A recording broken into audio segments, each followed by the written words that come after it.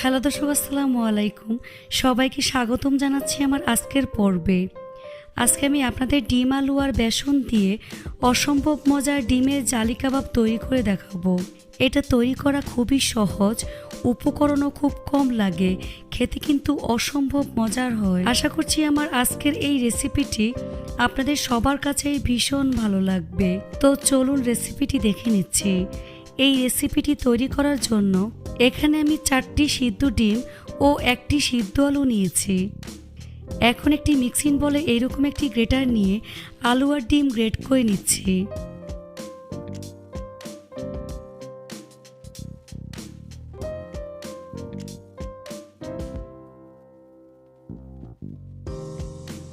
তো ডিম আর আলু গ্রেট করে নিয়েছি।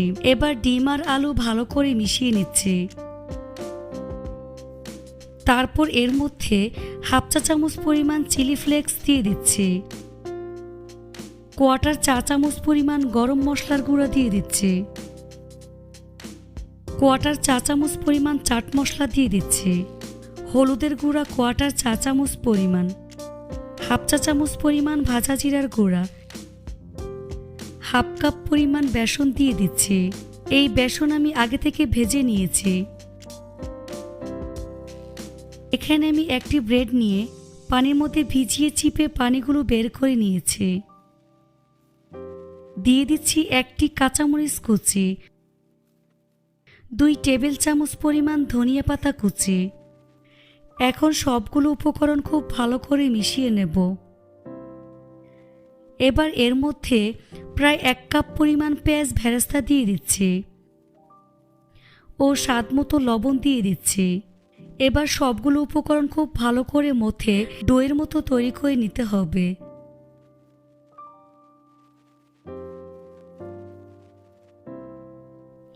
মাখানো হয়ে গিয়েছে। এখন এটাকে এক সাইডে রেখে দিচ্ছি। অন্য একটি মিক্সিং বলে 1টি ডিম ভেঙে নিয়ে এর মধ্যে স্বাদমতো লবণ দিয়ে দিচ্ছি।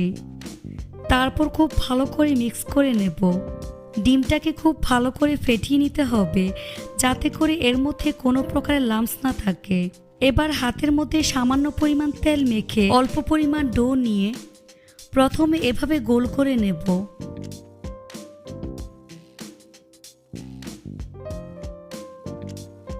তারপর এভাবে একটু চ্যাপ্টা করে নিচ্ছি। দেখে নিশ্চয়ই বুঝতে পারছেন কাজটা আমি কিভাবে করছি। এই তো আমার একটি কাবাব তৈরি হয়ে গিয়েছে। একইভাবে আরেকটি কাবাব তৈরি করে আপনাদের দেখিয়ে দিচ্ছি।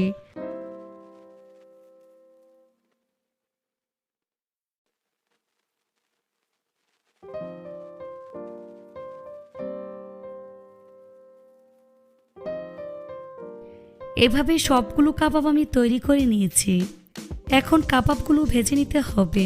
সেজন্য চুলে একটি ফ্রাই প্যান বসিয়ে পরিমাণ মতো সয়াবিন তেল দিয়ে তেলটাকে মিডিয়াম আঁচে গরম করে নিয়েছি। এখন ডিমের মিশ্রণে একটি কাবাব দিয়ে খুব ভালো করে ডিপ করে নেব। তারপর গরম তেলের মধ্যে দিয়ে দিচ্ছি। যেহেতু এটা জালি কাবাব, তাই জালি হওয়ার জন্য সামান্য পরিমাণ ডিমের মিশ্রণ এভাবে কাবাবের উপর ছিটিয়ে দিতে হবে। এতে করে কাবাবের উপর জালি জালি হবে। একইভাবে সবগুলো কাবাব গরম তেলে দিয়ে দিচ্ছি।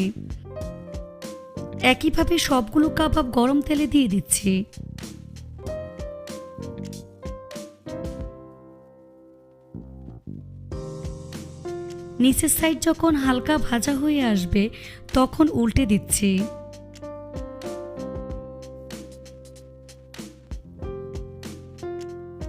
এভাবে কিছুক্ষণ পরপর উল্টে পাল্টে গোল্ডেন ব্রাউন কালার এবং ক্রিস্পি করে ভেজে নিতে হবে।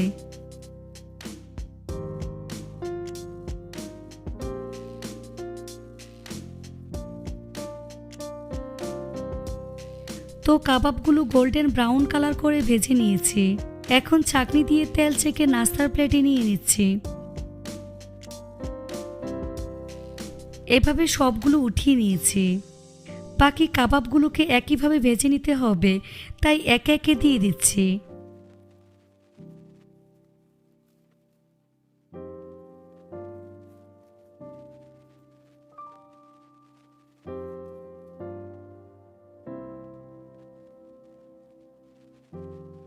এগুলোকেও একইভাবে মিডিয়াম আঁচে গোল্ডেন ব্রাউন কালার এবং ক্রিস্পি করে ভেজে নিতে হবে।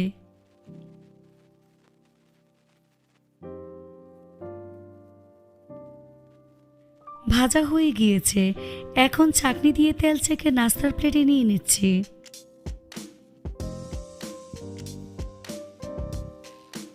এভাবে সবগুলো জালি কাবাব ভেজে নিয়েছি, তারপর পরিবেশন করে আপনাদের দেখিয়ে দিচ্ছি। দেখুন মাশাআল্লাহ, দেখতে কতটা সুন্দর ও কতটা লোভনীয় হয়েছে। খেতে কিন্তু অনেক বেশি মজার হয়েছে। রেসিপিটি ভালো লাগলে অবশ্যই একটি লাইক দিবেন, চ্যানেলটি সাবস্ক্রাইব করার অনুরোধ রইল। আজ এখানে বিদায় নিচ্ছি, সবাই অনেক বেশি ভালো থাকবেন। আল্লাহ হাফেজ।